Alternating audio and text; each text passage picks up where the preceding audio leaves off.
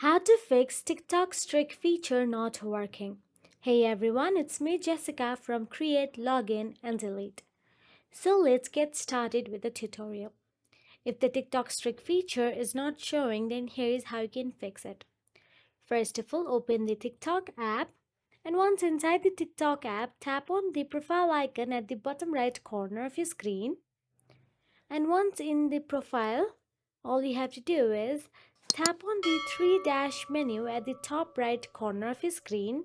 Then an options will available on your screen. From there, tap on the settings and privacy. Now scroll down unless you see reports a problem option available and tap on it.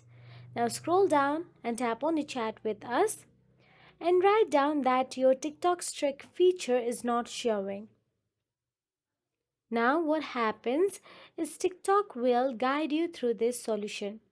TikTok will give you the basic information about why your TikTok feature is not working or what you can do to fix it.